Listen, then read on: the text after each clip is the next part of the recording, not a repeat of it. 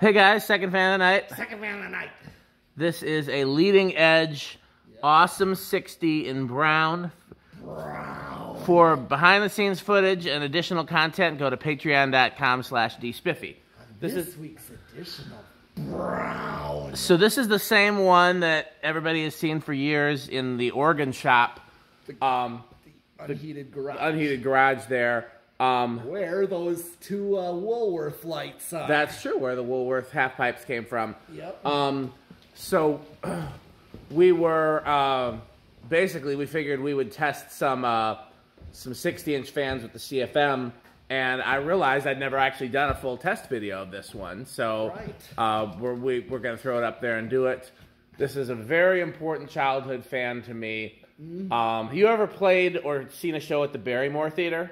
No, I've never seen the Bear. It's another old historic theater, much larger than Youth Center, like big enough to have like full stage lights and balcony and that kind of stuff. And I got to perform there when I was a kid. Plus, I've seen a bunch of shows there. And you can look it up online, the Barrymore Theater. Where's that? It's in Madison. Okay. And right over like the pit, like not over the stage, but right by the stage. Yeah. They had two 60-inch fans, and they were these when I was a kid, and then one of them stopped working, and they replaced it with a flower pot. Oh. And I think they're both flower pot now, unless they've been removed. I haven't been in there in years. Yeah. But I was obsessed with them as kids. They were always on, and so I was trying to figure out, did they have wood blades? Did they have metal blades? Were they like a Sonair? What were they? And then they went off one time, and I got to see that they were metal-bladed fans. So that's why the 60-inch is so important to me in brown. In fact, the 60-inch and then the ring fan were the two that I saw in brown. I never saw a regular cast leading edge in brown until I was much older. Anything you want to say about these before we start the video? Well, I was lucky to find one of these in white. Yep. Almost new in box. Yep. The packaging was still with the motor, and the blades were still wrapped. So were the canopies, but just not the actual box to it. So it was still new old stock. Yep. It was cool, and I just was amazed at how insane these actually are. Well, we'll find out today how insane they are now that we can test a lot of things. Yes. This one, it's been in the organ garage for a long time, so the bearings are a little stiff and a little noisy. We put a little WD-40 in there, but we'll see how it performs today. We ready to go? Yes. So do we know what it's going to do on the inrush? Well, I have no idea, but I'm going to say big inrush. Okay, I also think big, but since I can't bet big, I will bet small. Okay. No would really shock me.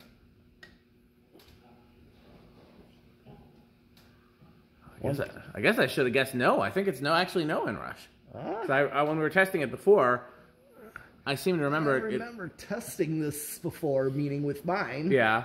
But I couldn't remember. Yeah, no inrush. Wow. Well, color me surprised. Yeah, I'm surprised too. Yeah. Based on. Now, these are said to be the most powerful of all industrial fans, unless you count the 72-inch version, which I've never actually tested one, so I don't know if they're more powerful or less powerful. Yeah. These are supposed to be up there with 60-inch antiques and arguably more powerful than 60-inch Enviro fans. So now is the moment of truth where we get to find out. Okay, tachometer. Oh, I forgot. Let me do, up to 1.37, no inrush. Okay. 165 watts, so power factor of 1. I bet you anything that the leading edge guy specifically had them be a power factor of 1. Like, I bet you that was deliberate. Oh, yeah. Because he cared about that kind of stuff. He cared about his product.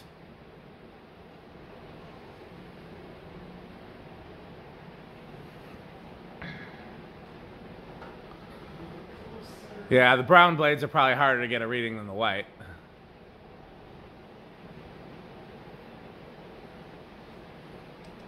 Okay, it's cold.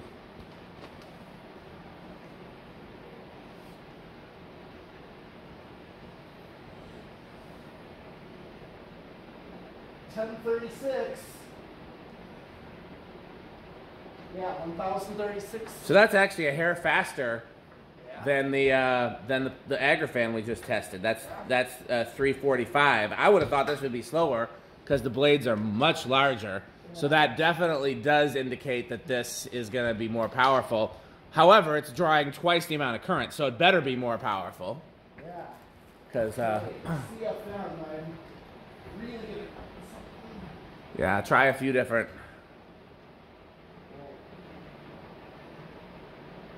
708, 748. Okay. Well, go closer. Let's see. Let's try a few different spots, you know.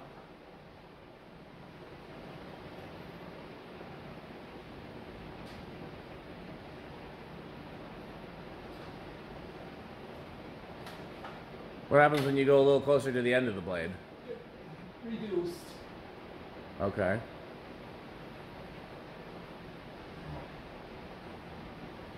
Try going closer to the blade itself. Like, go up 2 more steps. Go try going. Yeah, there you go.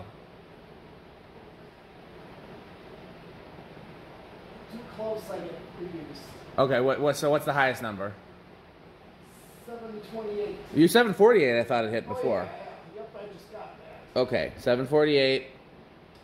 That's definitely higher than the EnviroFan. And I think that's higher than the one fan in my living room, because that I'd have to go back and look at that video. That is 14,691.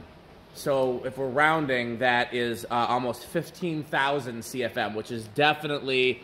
I need to go back and look at that video from my living room and know exactly what that R&M is. Actually, why don't you pull it up on your phone? Can you do that? You got your phone on you? I do, but While it's spinning down, let's find it.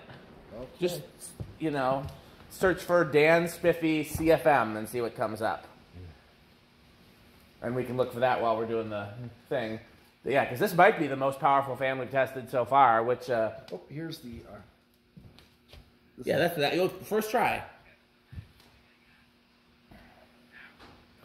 Go about halfway through, let's see. There's your RPM test. Okay.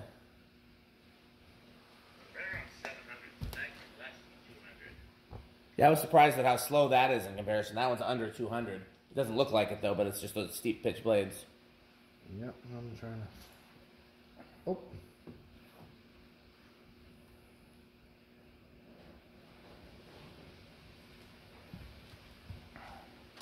Let's see if... What, Is your volume all the way up? yeah. Okay. Just haven't said anything yet. Oh, how dare I? 10 is the highest reading I got. That's okay. Average was about What's... Well, keep. I'll do the math. So keep. 70 if you want to calculate the average. I'm doing this high reading. So, Why don't you hold it up to the divided by 12, a little higher? divided by 2. I could have just done divided by 24. Why? But, okay, 2.42 squared.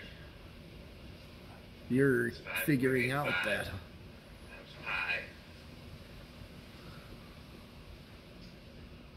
Times. I'm mathing. Okay. Well, it's already... I know. Just This let's. is about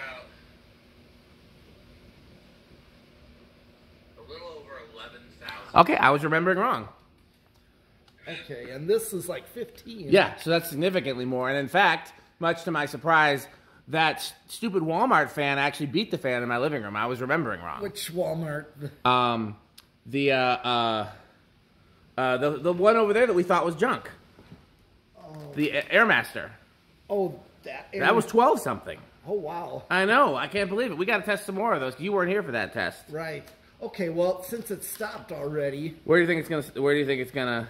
Oh, mine did not start till 9. Mine started pretty high. Okay, so you're guessing 9. Yeah. I'm gonna guess. You had to use an 8, 12, 20. I did, so I'm gonna guess 8. Okay. 1, 2, 3, 4, 5, 6. This is just like mine that did not. 7. Let's see if you're right with 8. No. Oh. 9. Mine did the same thing as this. Pete wins. Yeah, mine did exactly this. My new in-box one. That was found right at Germantown Restore. And I think just before they moved. Yeah, that was a great find. Yeah. I guess we need to get somebody to test a 60-inch Century, because those and the Westinghouse Deluxe are considered to be the most powerful of all antique ceiling fans. But I don't own either of those. The 60th Century has just never been an antique that I liked. This is 9, and look how slow that's going. And look at what it drew on high. So you know what? I did put a 60th Century in the museum downstairs. You remember that in the back of the downstairs? Yeah. Why don't you bring a anemometer to the museum next time you go? Oh yeah, and measure that one. Sure. Because that's considered to be the that and the Westinghouse Deluxe is considered to be the most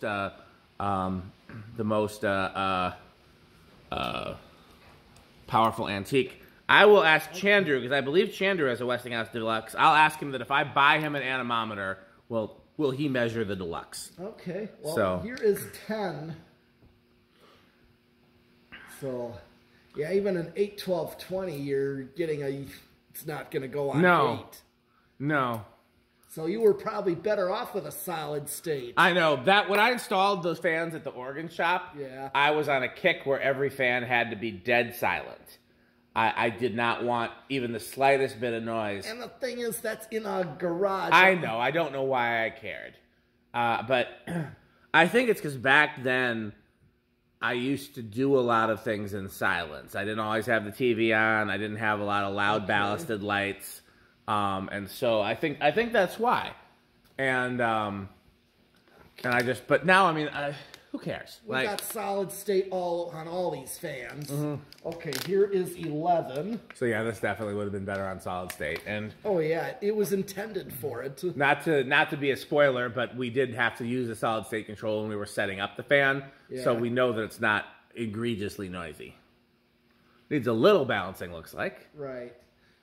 I saw a little slightly bent, little hump in the middle of the blade. Okay, well we can fix that if we install next time we install this. Yeah. Here's 12. So where am I at? Quite a ways away. Yeah, that's like half an amp already. Yeah. I really wish, man, we got to find the 72-inch version. Oh yeah. Here's 13. Now this makes me want to test an Agra fan with the regular blades, just in case there's a difference, because I want to see if, because this is like significantly more powerful than the Agra fan we tested. Yeah. I want to see if it's that big of a difference for the regular blades. I wouldn't think the regular blades and the blades we tested would be that different, because only the tip of the blade is different. It's 14. But who knows? Yeah. But yeah, definitely. Oh, you forgot to crunch, yeah. Well, I'll have it ready for 20. No, you can't crunch now.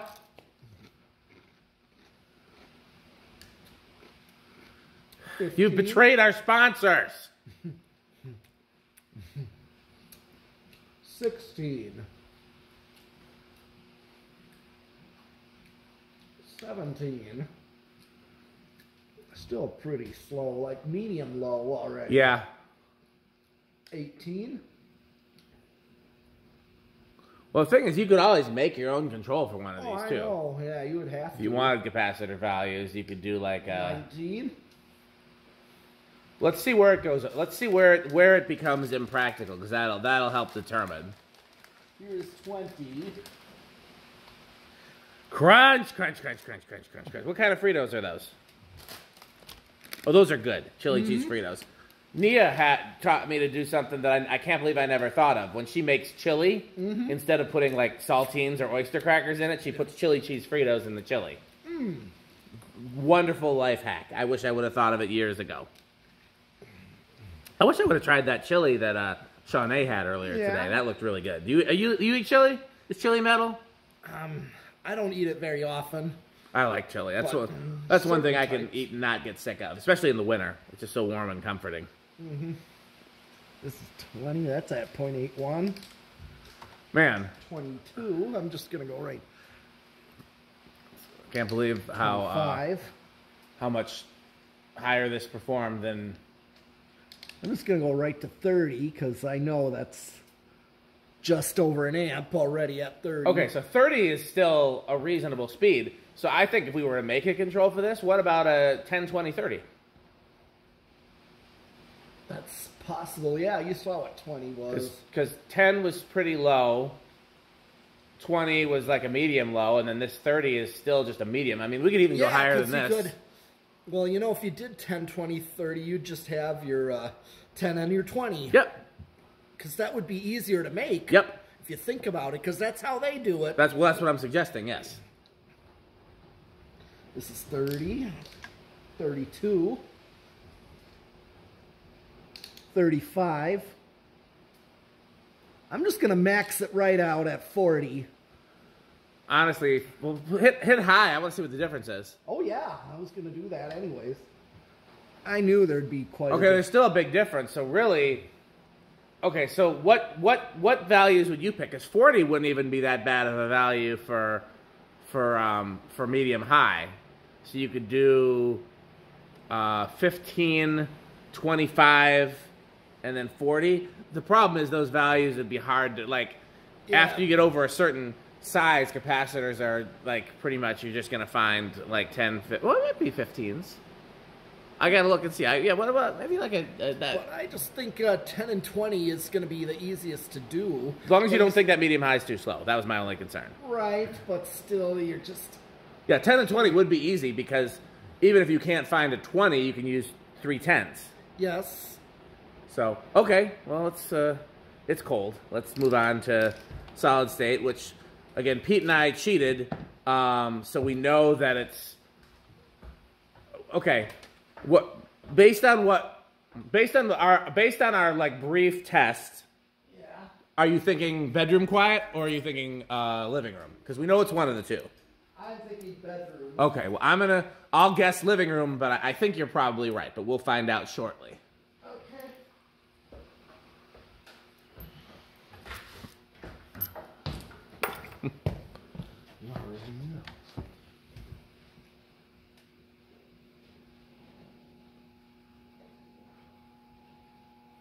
Oh, I think it's raining. It is raining.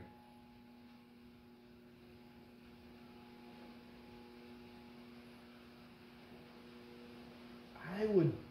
High end of bedroom, Yeah. low end of living room. Yeah, I would still use it on a solid state in my bedroom if I put mine up. Yeah. Have you hung yours in your bedroom before? No, I was thinking about it. I mean, as powerful as they are. Yeah. It would fit. Well, I know, because you've had Agrifan there before. Yes, I did. I had that one we just tested. I had that in my bedroom at one point.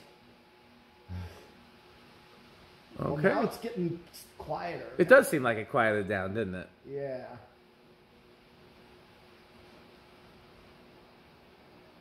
But these, of course, I always think they're meant for solid state. Turn it back to like the medium-y.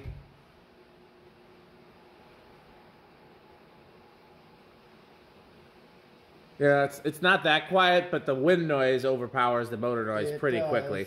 Well, we know that these are metal. Yes. I wonder what Rick thinks of these. I'm going to guess that they are wood grain station wagon. Because I know he likes leading edge products because of Toys R Us and all of that. But this is like the better kind of that. You know, yeah, but that doesn't always matter to Rick. Like, whether it's good quality or junk doesn't always matter to him. Sure. It's just because he likes some stuff that is very junk. I'm not going to mention any friction drives. Yeah, I'm going to guess it's wood grain station wagon for Rick. But it's very high on the Dan and metal tiers. Pete and I both have these very high up on our favorites, in part because of childhood and in part because of how powerful they are. Yeah. Okay, well we got to thank our sponsors. Yes, so this time we will. This time we can do a full sponsor. So, if you had trouble reaching that fan, what would you do?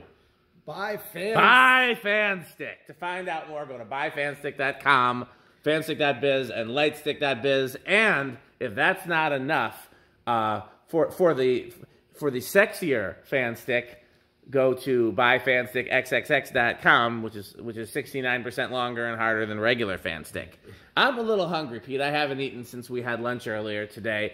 You know what I could go for right about now? Yes. A taco, a burrito, or a Mexico. And there's only one place that you can get all of those things. It is Taco Burrito Mexico. Yeah, yes, I'm also a little thirsty, but thankfully I have the Fan Collector beverage. You go ahead and show yours because I can't find mine. Oh, there's one down there. Hold it up a little higher. A little higher. Sperry. The Fan Collector. A little higher, Pete. There you go. Fan Collector's beverage of choice. Yes. For all my manufacturing needs, I turn to the Good Manufacturing Company. You know, when I need a range of speeds that are both noisy and quiet, I turn to 81220 LLC, where our motto is crunch, crunch, crunch, crunch, crunch, crunch, crunch. Oh God, he's doing it now. What else? So, fun game you can play with your friends. Brick or sheep. Brick or sheep. I mean, who doesn't like playing brick or sheep? Anything else? Your mailing list? No, that's all of them. Okay, well, as always, patreon.com/dspiffy for more behind-the-scenes footage. I was saying in a previous video, I looked at my YouTube channel. I have over 500 videos that are not public. And a lot of those are available on Patreon already. And anything you want to see that's not public, you can put a request on Patreon, and I will share it there. So definitely go to patreon.com/dspiffy. And as always, continue to buy Fanstick. Thanks for watching.